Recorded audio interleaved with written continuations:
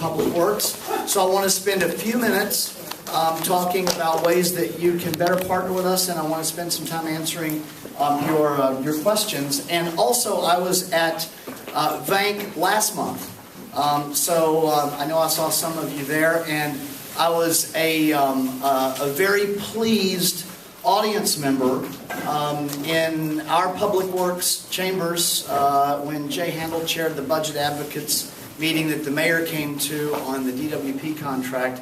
So thank you all very much for your participation in that process. Dr. Williams, happy to see you passing out our reusables, because you do come to our meeting and tell us that you're doing this. Now that I know you really are, thank you, sir. And one of the things that I think is very apparent, at least I hope it is, with the new mayoral administration, and that is the commitment of the mayor through the campaign. I like to think I had something to do with that as well.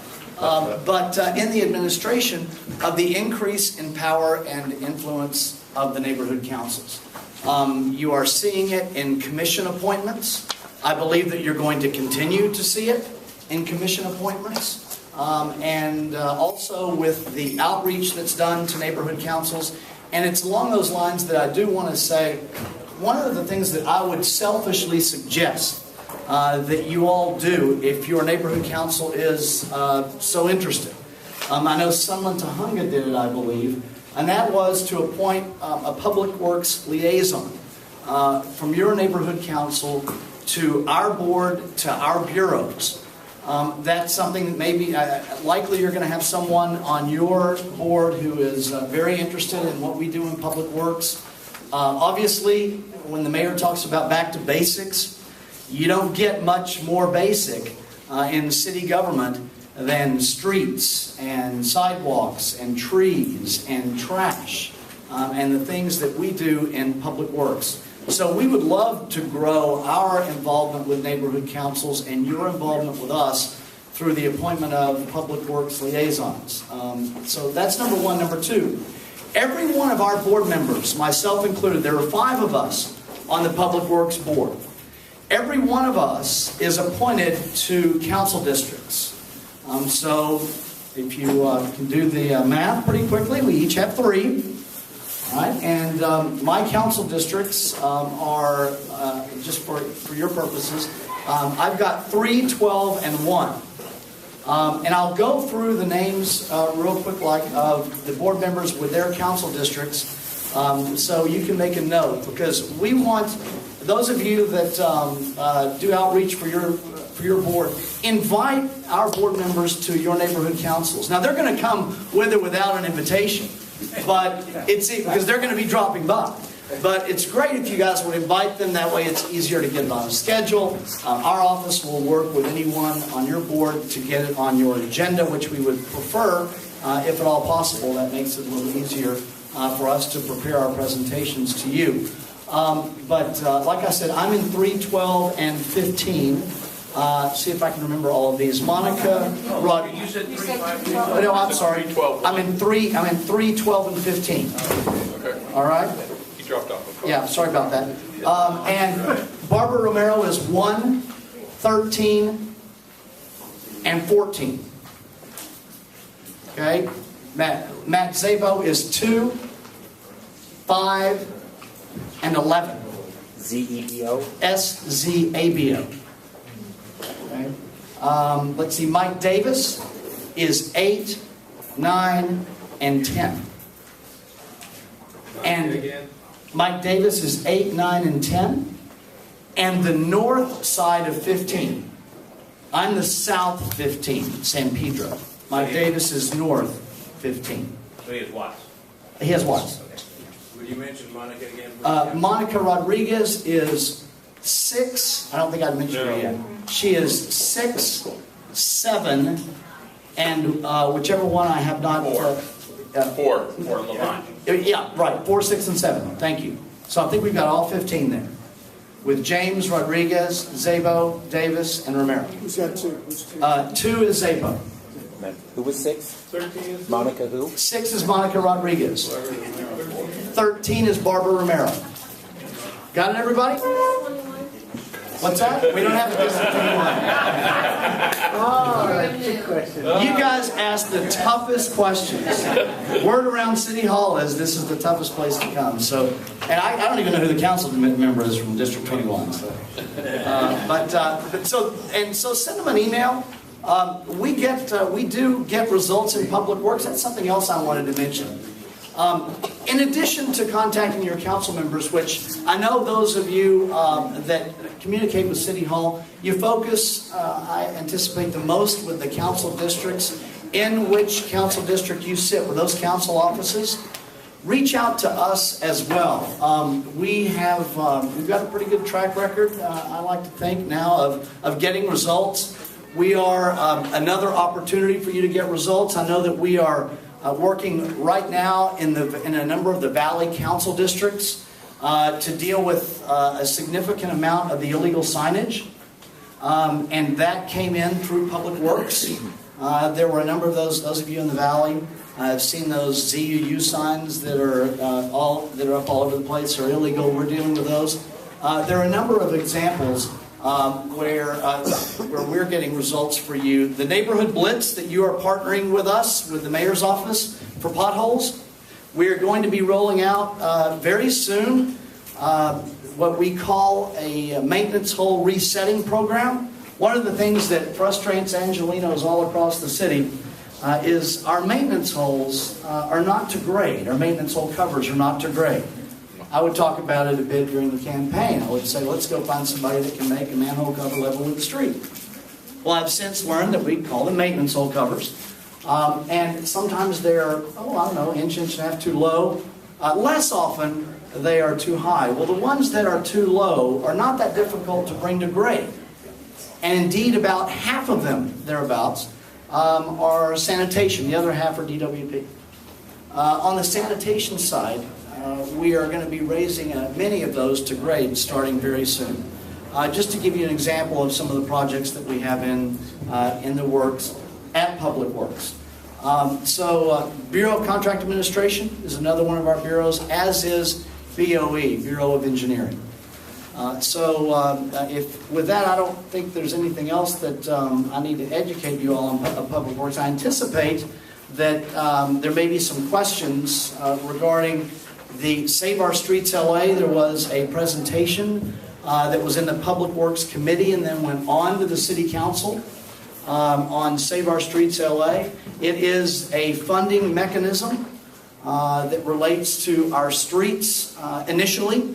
Obviously, and if you have, I didn't bring my agenda item with me, but there are 26 categories that are currently being studied by the CAO and the CLA in relation to what would be a funding mechanism for streets, potentially sidewalks, alleys, bikeways. A complete streets program is being studied. There are a lot of things that are connected there.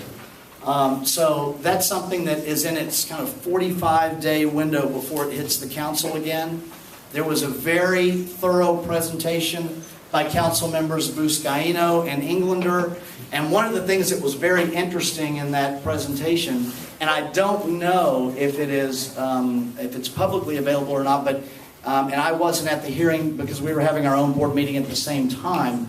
But there was a poster board exhibit, if you will, of all of the streets in any given council district.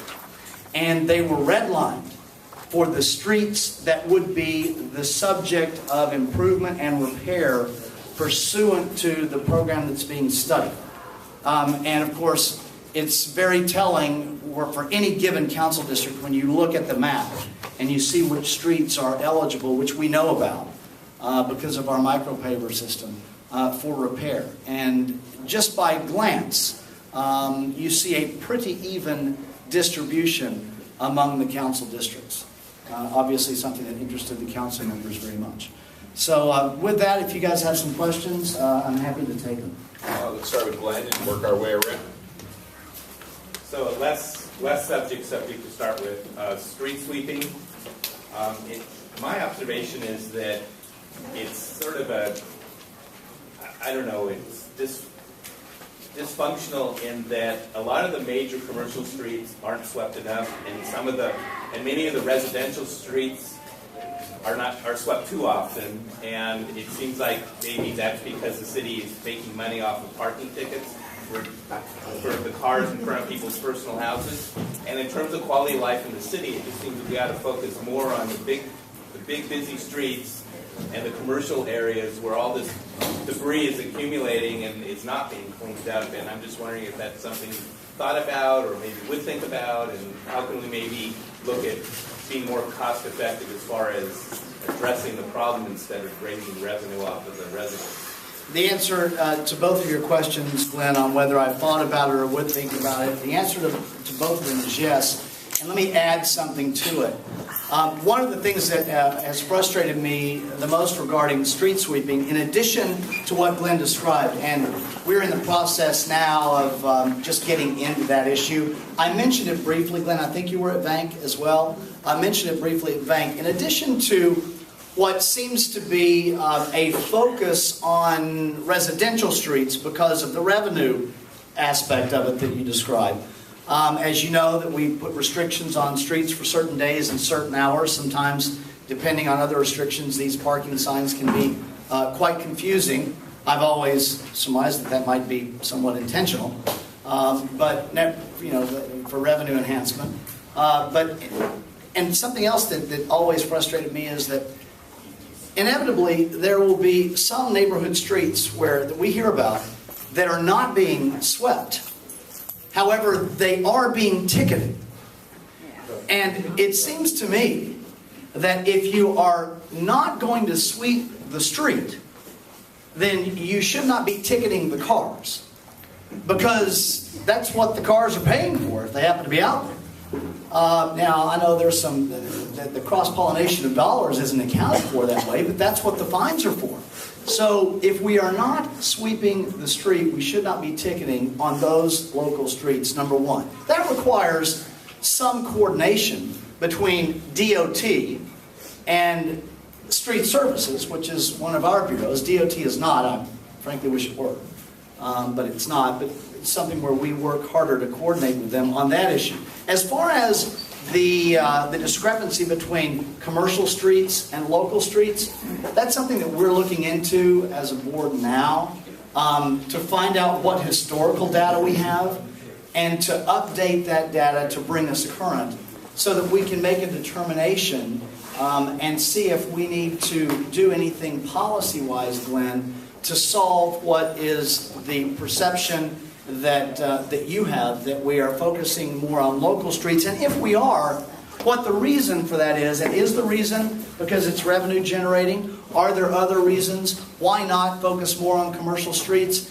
And everyone in this room knows, if you're looking for a common denominator on many of the shortcomings from City Hall, the common denominator, and it's no different with our bureaus, and that common denominator is funding. With the possible exception, as the CAO is going to know, of sanitation. But certainly with the other bureaus. We have been, I'm in my fifth week now. And the word, unfortunately for all of us, that I have heard the most, and that we have suffered the greatest, is because of the word cuts. Just cuts. And look, we argued for months, if not longer, in a campaign, the reason for those cuts. Now we're at the point, this election is over, and we have to work with what we have and do the best to bring the services to all of you and to continue to work with you in doing so. So Glenn, I'll get you an update on that as soon as I have it. Dr. Dan, Pete, then Jack. Dr. Dan. Oh, I didn't see your hand. So, right after Jack. Already about this relationship between the parties. There's of course going to be discussion by Mr. Munhall in a minute about the merger of DPW, or part of DPW with the plan. How might that affect your activities, and what do you think about the merger itself? Are you talking about the merger between planning and building and safety? Yeah. It sounds to me like it should impact. And I don't know the answer yet about what that merger is going to do. It's a little early for me to be able to tell from where I sit with an upcoming merger. It doesn't affect any of our 5 bureaus directly, but anytime you have a merger like that in areas that we work with so often, including both building and safety and planning, but it's just too early for me to tell. Thanks. Pete? The mayor is just getting his appointees done, his patronage appointees, getting his staff together. One of the citizens' ongoing concerns is a creep in bureaucracy and streamlining government. In the recent 13th council race, one of the leaders was a member of the board, and another one was a city hall insider. And there was some discussion about to what purpose does the Board of Public Works serve? It can't raise taxes. Major policy... Aren't you guys glad about that? Major policy... Although I'm overseeing it, so you're safe there. Major policies determined by city council and signed by the mayor. And I'm wondering, what is it that the board does that the city council doesn't do or can't do? And why wouldn't it be simpler in the long run to have the civil servants who run the department run it under the supervision of the Public Works Committee of the council? What is it that the board brings? It costs millions a year, and I've always been unclear exactly what it does to improve my life. Yeah. Have you been to any of our board meetings? No. Okay, that's one of the reasons you're unclear, with due respect. All right, we do we meet 3 times a week. We see a significant number of items. As Dr. Williams, who does come regularly, will tell you, our meetings regularly last longer than the council meetings do. But let me, instead of getting into the day-to-day detail of what we see in every bureau, this issue is something that comes up every couple of years. Occasionally, the LA Times will opine on this issue. The Daily News was the last to opine on this issue. As a matter of fact, regarding my own appointment to this board, the Daily News editorial board said one of the things James should look at is, as our questioner has suggested, essentially doing away with the Board of Public Works. Well, one of the things that I did during the campaign, 5 minutes? All right. One of the things, I can spend 5 minutes on this one. One of the things that I did during the campaign was bring, and I think somewhat successfully, shine the light on areas in city government where there has been, some would call it corruption, others would call it waste, fraud, and abuse. And I will tell you something. One of the things that I looked for were the departments that were the consistent ones that, let's be more polite about it, that you read about in the paper. It's not any of the 5 departments that have been overseen by an independent, citizen-appointed, full-time oversight board that is the Board of Public Works, and that has been for the last 107 years, whatever our age is. Number one. Number two, you might recall the story in the county. It was in just the last month. I know Supervisor Yaroslavsky was very frustrated about this. In the county, it is a state-run, county-administered program for rehabilitation centers. They spend about $99.5 million on rehab facilities and sites and a rehab program in Los Angeles County. And CNN uncovered that much of that is just complete fraud and waste. Patients, I should say, not necessarily customers, they're both, are made up. There's duplication and triplication of services, significant overbilling. And I guarantee you that if there were the independent oversight board that is the Board of Public Works to look after that agency, you would not have that kind of waste. So it's very public what our salaries are. It's $136,000 a year. That's a little high. It's $135,500 something. And there are 5 of us. We currently have one executive assistant. You want to talk about cuts, right? There have been cuts through Public Works, and much of the work that we do, without getting into the minutia, is complementary in the accounting areas of the CAO and the Controller's Office.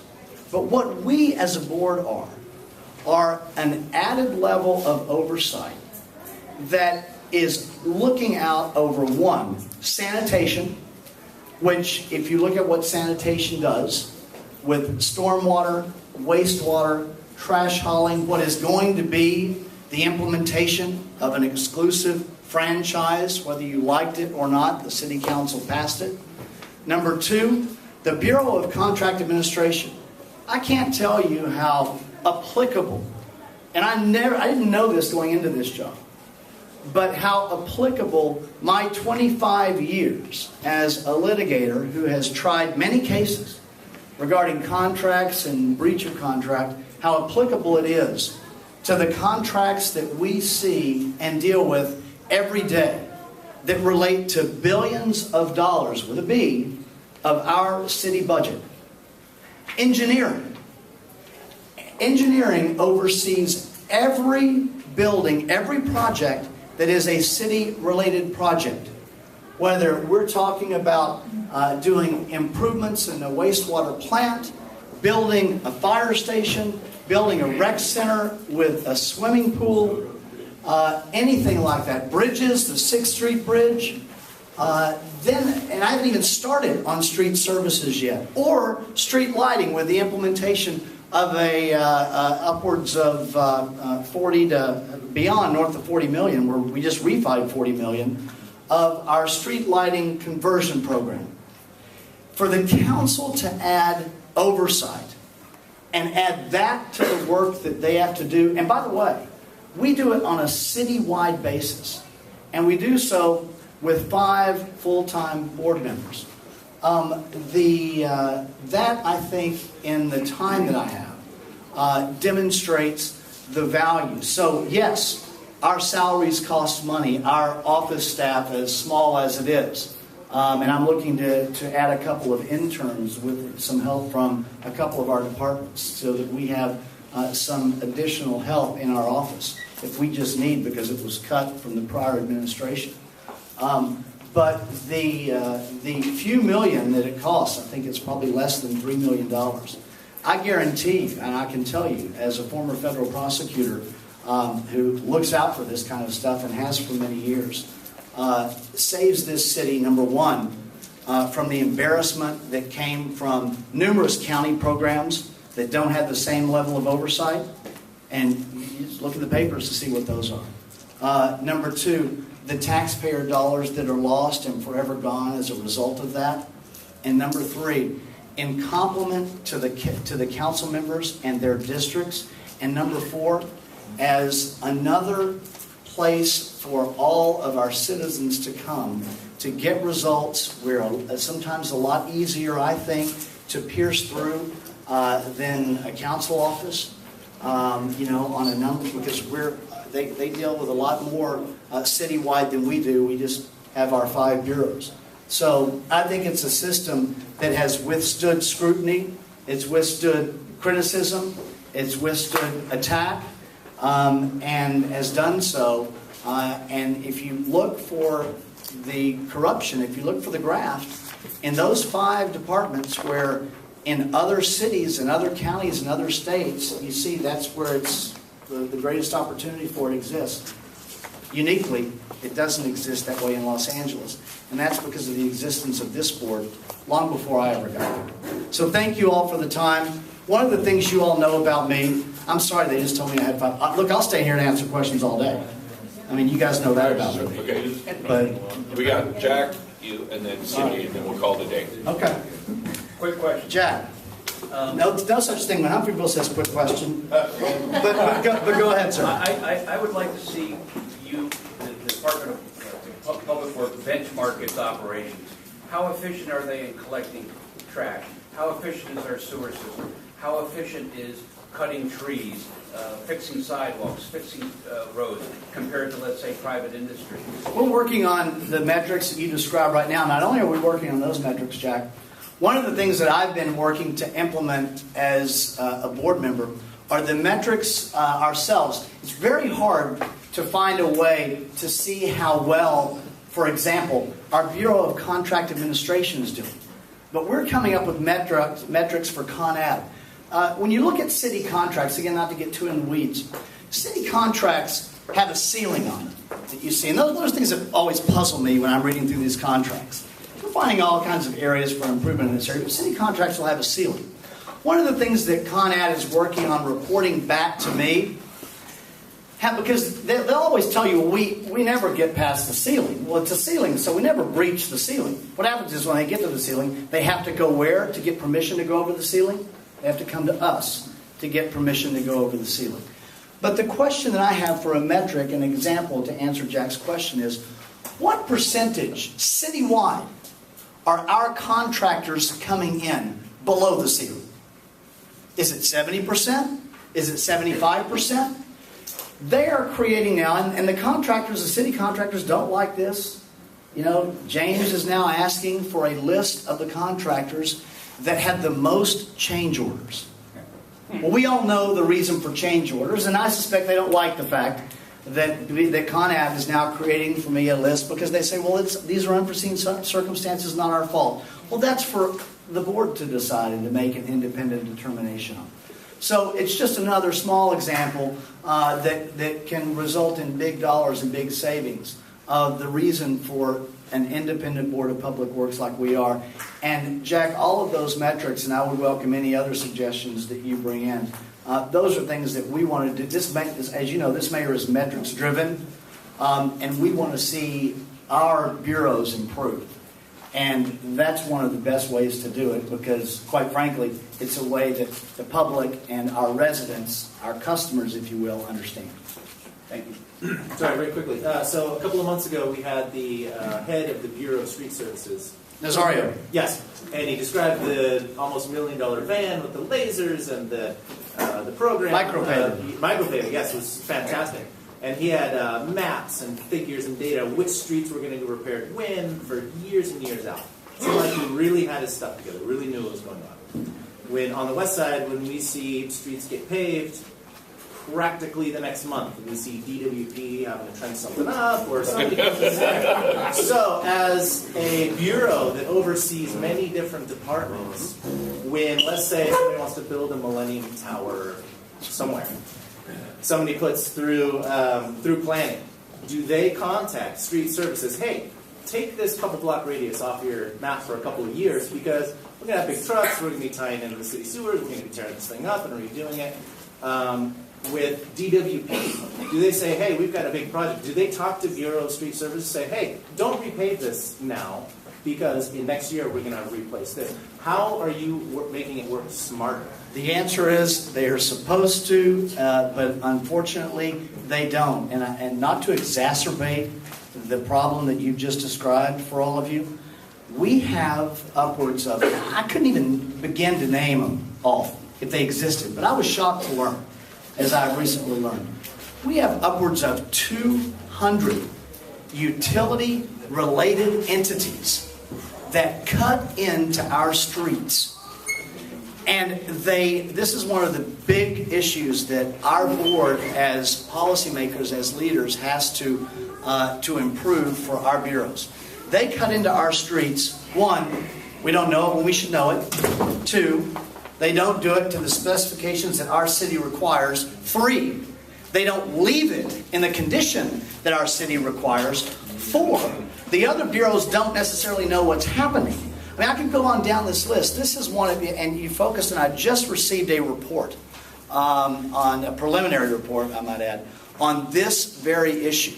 And it requires increased enforcement and oversight of the utility cuts into our streets, because obviously with what is perceived to be a large public works project to improve our roads, sidewalks, alleyways, this can be a serious problem. Now, The council has attempted to deal with this in various ways.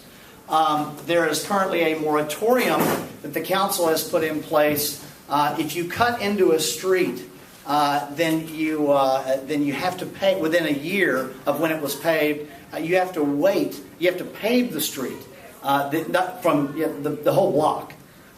If you're going to cut into that street to try and rein some of this abuse in. I think it works in some areas. It doesn't work in others. I don't know how old the moratorium is. My impression is it's not that old. I think it came in since Councilman Englander was elected. So it's probably 4 years or less older. The CAO may know the age of it better than I do. But that's just something that the city has attempted to rein that problem in. We are aware of it.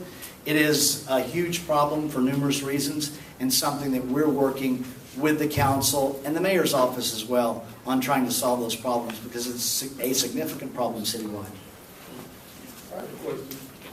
How is this liaison going? Hang on, sir, we have... Hi, I'm Cindy Clayhorn. Thank you for being here. I have 3 quick things and then one bigger picture thing. Okay. Cindy always has a list. I love the organization. I want to remind you about the ATF and you moving Above-ground forward. facilities, yes. Yep. And then I want to also make a point about, you told us about the different commissioners and they have been very effective in our communities. In the case for us, we had someone go in and do some excavation, which moved the earth, which caused a huge movement of earth further down. So Public Works works really well to pick up on those things. The other is our infrastructure, and this brings me to this, what Dr. Dan was talking about with the connection with the reorganization. We really need to get together on that because if the city wants our communities to be more business friendly, what we're seeing is quicker sign-offs by city planning on determinations without the look-see of Public Works. In a particular case that we have the drive-through has not been restructured and refixed.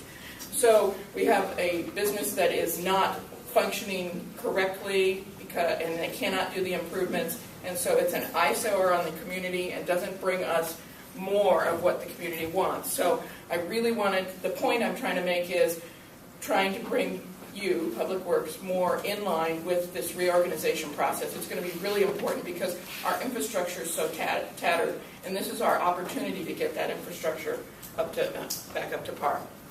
Hopefully. Dr. Williams, you get to ask me questions 3 days a week. Last question in the back, and then we're going to wrap it up. Until you get it right. Last one. I'd like to know how this liaison is going to work. That was actually the question I was going to ask you. Who's handling that? This was something that frankly was born with Lydia Grant, so we can blame Lydia for this. It was Lydia's suggestion. There are so many public works issues. Lydia, I'll start and then you can kind of add on. There are and I know we have lots of meetings in Public Works every Monday, Wednesday, and Friday at 9:30. We don't expect the liaison to be at all the meetings, obviously. But there are so many Public Works issues that are either neighborhood council boundary related or council district. That's why for years we've divided our board up per council district. And it's not done so randomly. We won't draw it out of a hat. We work with the mayor's office in deciding who has the closest ties, who has more familiarity with this district versus the other. 3, 12, and 15, no surprise there. If you look at my vote totals and where I did well, you're going to see those districts. And 15, I wanted the port, gave up 5 where I did well. Monica Rodriguez, 6 and 7, those are areas she'd run for council district and what was a portion of both of those. Same with Mike Davis. So our intent with a Public Works liaison is kind of a mini model off of the mayor's neighborhood blitz pothole repair program. It's a sense for us for you and your neighborhood council to work with your specific Public Works commissioner whose responsibility it is to focus on your neighborhood council, your district, regarding Public Works problems. When the illegal signage issue came in, it came in through CD3. So it came to me. And I immediately go to street services Then we start getting results in CD3, and then it's going to expand into CD6 and CD7, some of the other places. But it was because you have, in essence, someone at your customer service window that you know who to go to. And it's easier for us as commissioners to be more familiar with the neighborhood councils if we have a liaison in each of the neighborhood councils that we can deal with regularly. And that comes both ways. Lydia, anything on top of that? Yeah, I just want to add a couple things. I would really suggest going to meetings or listening to them. You can listen online. I mean, I attend meetings all the time, but I really learned so much. Like if you're wondering how come that oak tree is protected and suddenly it's being taken out, it has to be approved to be taken out by the Board of Public Works. And you get the arborist that explains why this tree needs to be removed. It's really, I just had no idea the level and the different types of things they have to deal with, and they're the stuff that we deal with every day that we hear complaints from our constituents. So it's been great listening to the different bureaus explain the reasons why things are being done that way. Makes me more educated when an issue comes up in the neighborhood council meeting. I can usually answer a question now on some of these issues that I couldn't before. And they just make sense when you see the whole picture. For us on the ground, we always think, why the hell do they do it this way? It's crazy. But going to the meetings, you get the full understanding of why it's done that way, and it does make a big difference. And the liaison doesn't have to come to the meetings. It would be good if you could come some of the time or occasionally, but you can listen you can listen live on City Phone, you can listen online, and we are working to improve through ITA. All of our meetings are supposed to be a downloadable podcast, as we call it in the radio industry. We're a little behind because of cuts. A little behind in updating our podcasts of our meetings, but we're starting to catch up now. All right.